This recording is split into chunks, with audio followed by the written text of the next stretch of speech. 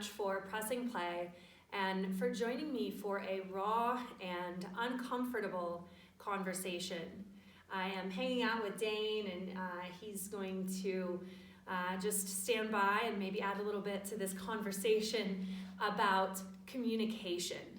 So today I am really zooming in on how we are treating one another during this time of crisis.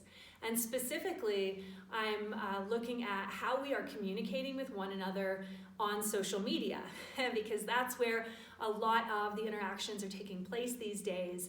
And it's been really very, very tense out there. I have definitely posted some bits of information. Some of them are coming from mainstream channels. Some of them are from outside of the mainstream channels. And I'm posting questions. I'm asking if people have considered certain information, how they feel about that information. I really want to know where people are at. I want to know what information you've been exposed to and how you feel about our situation.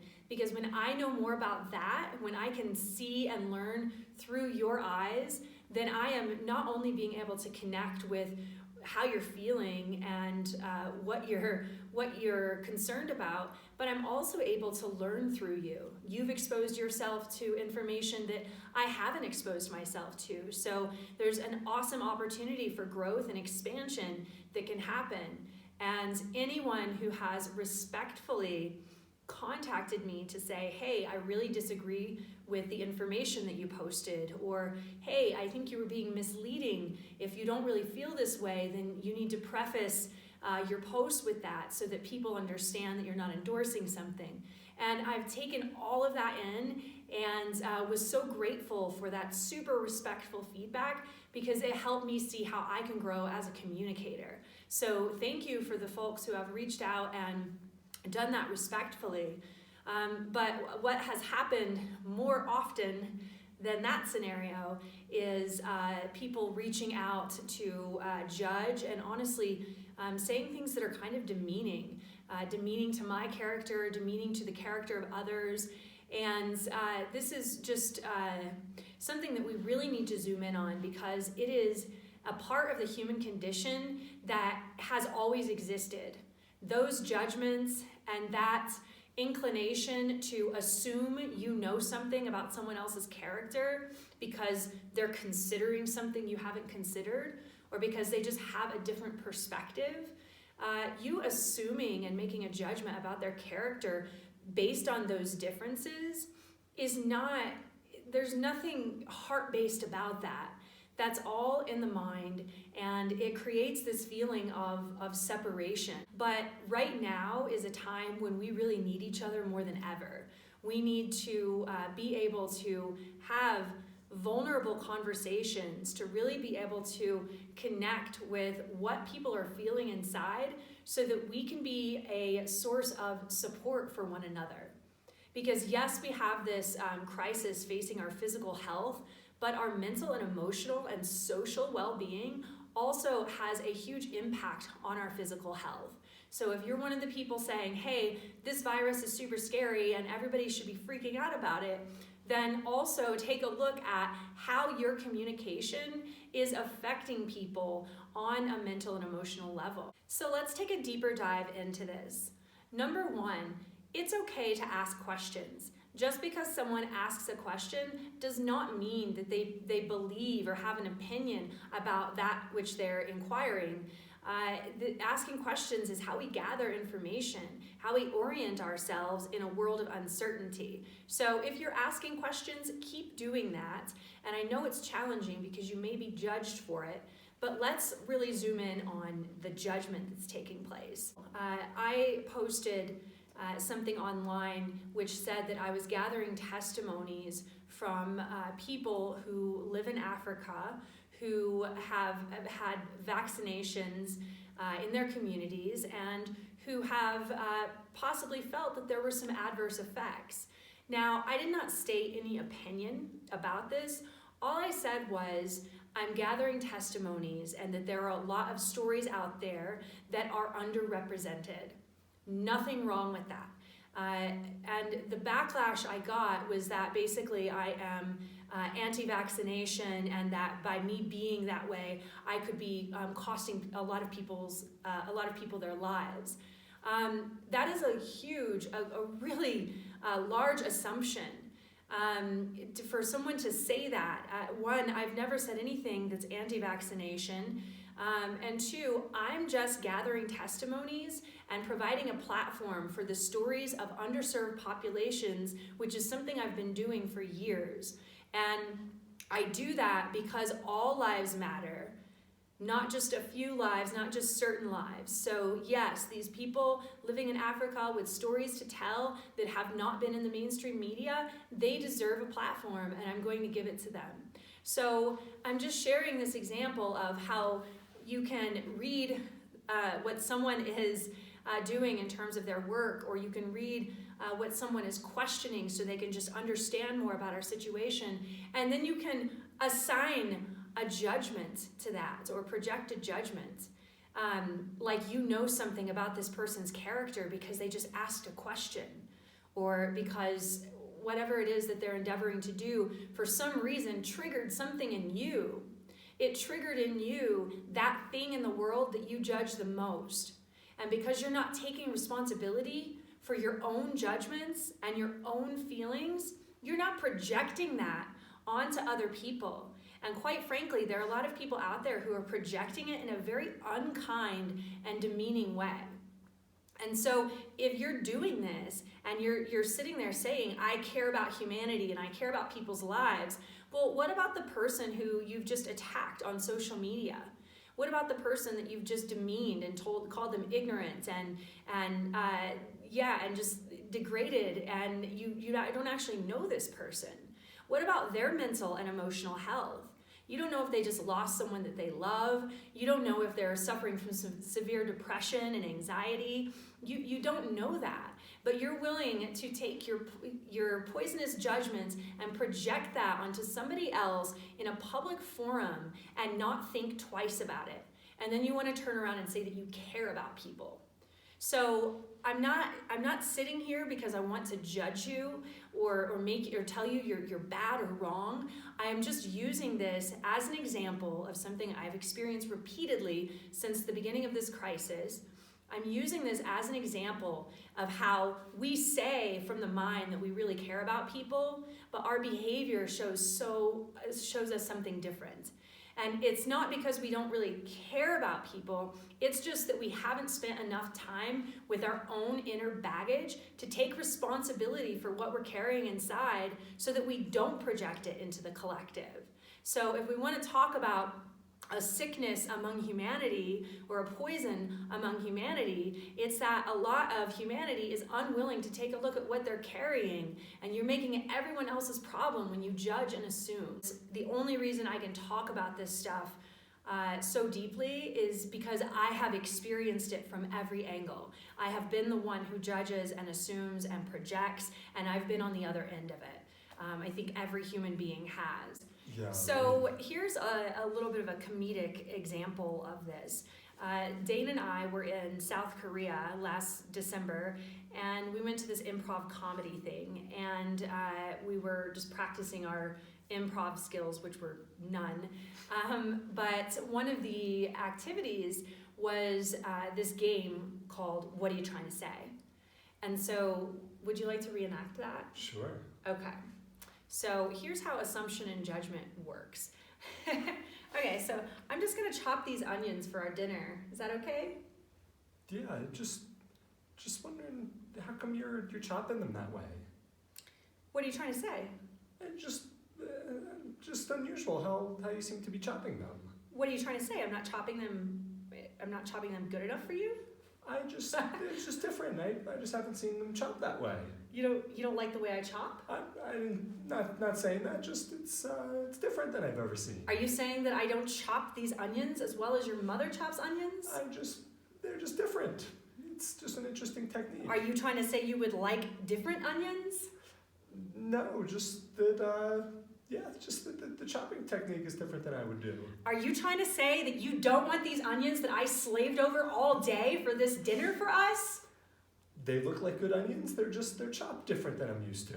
What are you trying to say? Are you trying to say that my onions will never ever be good enough for you, and that's why you're not proposing to me? I didn't go that far.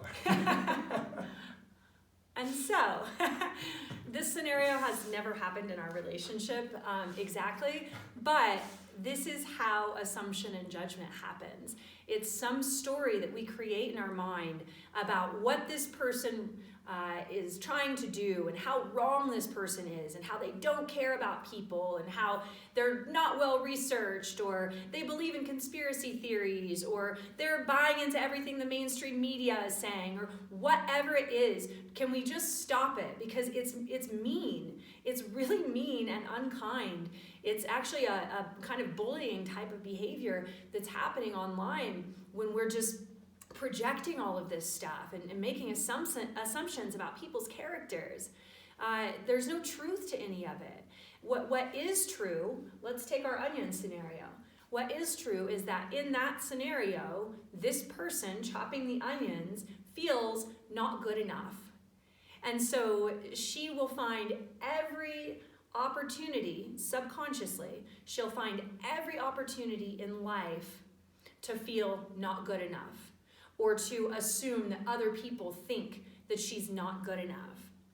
And that situation will show up again and again and again, not because it's a reality, but because it's the emotion that the person is carrying inside that they're projecting onto everything. And these projections happen at the subconscious level. Psych researchers for years and years have shown that about 95 to 98% of our perceptions are stemming from the subconscious mind. And within the subconscious mind, we have our way of feeling about ourselves and our role in the world. We also have our definition of the world. So some may have a definition that says the world is unsafe and can't be trusted. I know, because that's a definition that I've been working through in my own journey. Others will have a definition that says something completely different. So it's really important that we understand, what are we carrying? What is my definition of the world? What is my unique way of feeling about myself and my role in the world? And how am I projecting that onto every situation that comes my way? How am I judging other people against my definition of the world? Because that judgment, it only exists in your mind. There's no truth to it. And really, there's no use for it. So I want to get into the second part of this, which is about empowering ourselves through vulnerability. One option that we have when we see something online that doesn't sit well with us and we feel ourselves triggered and now we're judging, one option is to reach out to that person privately and say, hey, I noticed you posted this. What are your feelings about this content that you posted? And what research is informing those feelings?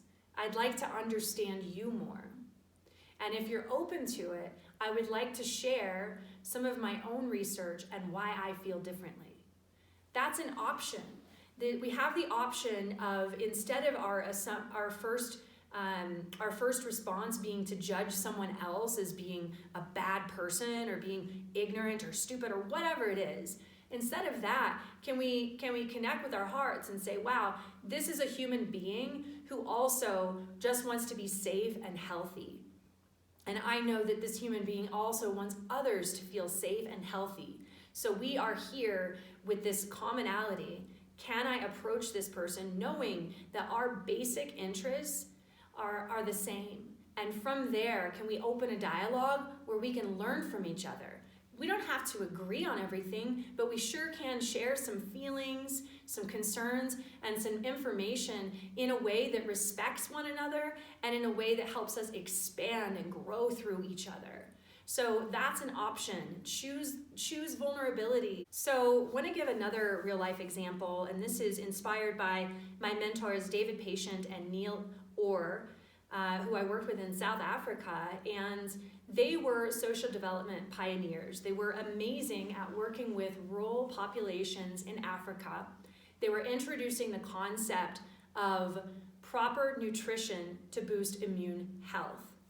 And they were doing this also by talking about proper sanitation, ways to grow your own organic produce, and suggesting that by doing these things, immune health can be boosted and a lot of disease and illness could be prevented. And so when they went into these communities, David and Neil are two white guys going into these rural African communities and introducing some new ideas, introducing a new way of life. And they couldn't just go in there and tell people what you're doing is wrong and you got to do it this way and I can't believe that you don't understand this. If they did that, there would be no sense of community and connection. There would be zero trust. There would be no opportunity to share this gift of nutrition education and this gift of disease prevention and containment. There would be no opportunity for that to take place because there was no initial respect. There was no working from the heart. And David and Neil knew that approach absolutely would not work. They were not trying to build resentments. They were not trying to go in and tell a population, you're wrong and I'm right. That was not their agenda. What I'm seeing on social media is that a lot of people's agenda is to say, you're wrong and I'm right. So what happens there?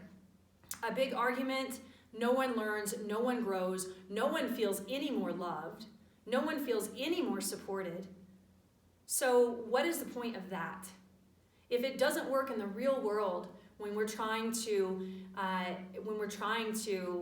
boost one another up, then why would it work in this virtual world, online, in social media? So instead, what David and Neil did is they would come and they would sit and build relationships with these communities, and they would really get to know them. They would get to know what was most important to these communities. Why did they live their lives in the way that they did? What about their lifestyles was most meaningful and worth preserving?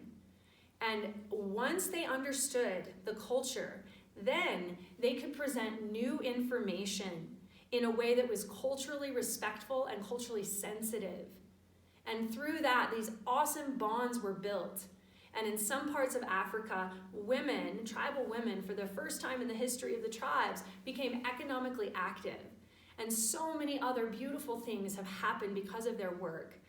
You can look them up online. They've published several books. David is no longer with us, but I just wanted to share that example of what really works when it comes to solidarity and progressing together, and what just absolutely doesn't work. So thanks for letting me share that with you. Another thing to keep in mind is that anytime we are triggered emotionally into anger, into fear, into judgment, anytime this happens, it's not the other person's fault. Yes, the other person may have done something that was not kind. They may have done something that was not very sensitive.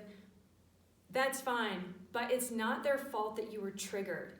If you look deeply enough, you will find that the anger and the judgment that you feel in response to this person, the anger and judgment you're feeling every day, if you look closely enough, you're going to find that you have felt that same flavor of anger and judgment or unworthiness or whatever it is. You have felt that since you were a child. It has been with you your whole life, and you have felt that way repeatedly over the years. So this is not the world's problem. It is your unique human condition, and only you can take responsibility for it. And as soon as you start taking responsibility for your human condition, and the sooner you can get to a vulnerable place within yourself, once you can see your triggers, once you can see how you judge and assume and project, once you can see the underlying emotions, the sadness underneath, the fear underneath, once you can dig that deeply within yourself, now you have much more tolerance for people.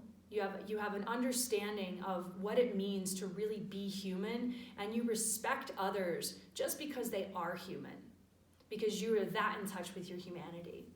So may we just take all of this into consideration. If there's something I've shared that's confusing, let me know. Let's have a raw and vulnerable conversation about it. I want to connect with you, and I want to grow and learn through you as well. Yeah, just one other thing to consider with all this is that because of social distancing, many of these conversations and many of these emotions are being communicated through electronic means, through Facebook, through email, through text message. And it's just something else to be really sensitive to, that I'm sure we've all either been on the giving or receiving end of being in a really highly charged emotional state, sending a text message and then realizing, oh, wow, this was not interpreted as I intended it, or, it was, it's just amplified because there isn't that face-to-face interaction like you can have if you're having dinner with someone or having a drink and sharing how you feel. So, it's just an extra additional thing to be aware of, and to take extra sensitivity to what is the energy behind my communication. Is this something that will be well received by the person I'm communicating with, and actually will be helpful in getting to a broader understanding, more clarity, helping everyone navigate through this. So, we've also maybe been in a situation where we've been really fired up, maybe even just write an email to yourself and don't send it, and then get to a place, take a few deep breaths, get to a place where you can communicate from a more loving place. And even if you completely disagree with the person that with the person's view whom you're sharing this with, at least be able to see their humanity and see that they have their opinion just like you have yours, and really being open to that and sensitive to how your communication might be coming across in an electronic means. Yeah, thanks for sharing that. It's just so important to recognize that there are very few people, if they're your Facebook friend, there are very few people out there who really want the worst for people. So why would we treat them like they want the worst for people? Why would we treat them like their intention is to harm other people? People are sharing information because hopefully they explored it and it landed or resonated in some way. Something within it resonated as truth. And so can we be open to, just because the headline is something that we completely disagree with, can we be open to respecting someone enough that, hey, I'll click here and I'll read this. I'll see what the information has to offer. Maybe some of it's true, maybe some of it I don't agree with. What's the harm in that? So there's also a ton of censorship happening online right now, and it's becoming more challenging to share information that goes against the mainstream narrative. And I know, because I've experienced a lot of that censorship, and people have their opinions about what that is all about and why that happens. But some important questions are, who are the fact checkers? Do we even know who these people are? Have we really researched that? Do we trust Wikipedia every time we go there? There are numerous people that I have learned from, that Dane has learned from, information that we've exposed ourselves to that's never coming through the mainstream channel. Lectures that we've gone to, scientists that we've learned from, people we know who've actually healed anatomical injuries as well as physiological diseases through holistic means and other means that are not coming from the allopathic or mainstream medical approaches. And there's nothing wrong with those mainstream approaches, but we have been exposed to and seen firsthand so many benefits and so much truth that's coming from all these other channels that are outside of just that mainstream sort of network. And so for us and for many people out there, what we're sharing is coming from a place of experienced truth. And so to demean someone for sharing that is to dehumanize them. You're not even looking at them like they're a human being with a unique set of experiences that you could learn from. And please also know that just because I speak up about researching and exploring beyond the mainstream, that does not mean that I'm saying that there's nothing valid that comes through the mainstream channels. That's not what I'm saying. What I am suggesting is that there's a whole lot a bigger picture, and I have benefited from exposing myself to it, and I cannot keep those benefits secret. For me to not share that would be a disservice, is how I feel about it. So if you want to have more conversations on that topic, reach out to me. I'm here to connect, and once again, I want to learn and grow through you, just as much as I hope that I'm offering that experience for you as well. Anything else? Just two great questions that I've found to ask myself. That of course this is a time of great confusion. We see so many different things on the various media channels. No one really knows what to believe because some seems to be verified, some is inconsistent. So two things that I have been asking myself is, have I remained open today? Have I been open to someone else's perspective? Have I been open to seeing another side, even if I don't agree with it, but just to be exposed to that so then I can go into my intuition and really feel out, okay, now that I've seen a few different perspectives, what feels true? And then the second thing is, did I communicate from a loving place? Knowing that we all have the same fears, we all have the same confusion we're experiencing, we're all a little on edge and irritable because of social distancing, but if I'm engaging with someone and communicating with them, is that communication from a loving place where it will end up being helpful rather than just harmful to them? So kind of wake up every day and just remind myself of those two questions, and then just try to be open and try to communicate from a loving place the best that I can, and hope that we all can do that. Yeah, awesome. Thanks for that. And also the importance of not taking things personally, which is really hard when someone is like explicitly attacking your character. I know because it's happened a lot in the past few weeks to me, but it's been an awesome opportunity in that situation for me to realize that this person doesn't know anything about me. So everything that they're saying that they believe to be true about me or my intentions or whatever, all of that stuff is something made up in their mind, because a lot of times this person hasn't even met me. They don't know the first thing about me. So why would I take that personally? This person is projecting onto me how they feel about the world, or the things that they judge the most about the world. Or they may even be projecting their own fears and insecurities. So why am I going to take that personally? There's no point in it.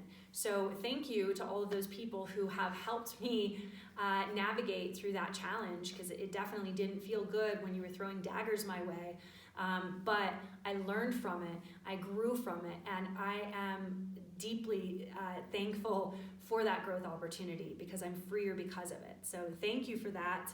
And let us all just remember that what's coming up for us, what's triggering us, it's really less about the external world and more about that which we have not reconciled within our own belief systems and with our own emotional histories. So, anything else? Just that we're all on the same team and we're all trying to get through this together, and we might have different views of how that is achieved, but that at the end of the day, we're all on the same team. Yeah, we really are. It may not feel like it at times, but just remember, everyone just wants to feel safe and connected, and that's it. That's the truest biography of humanity, and there's really nothing more to it. So let us connect from that place of commonality. All right, thanks so much. We'll be back with you guys soon.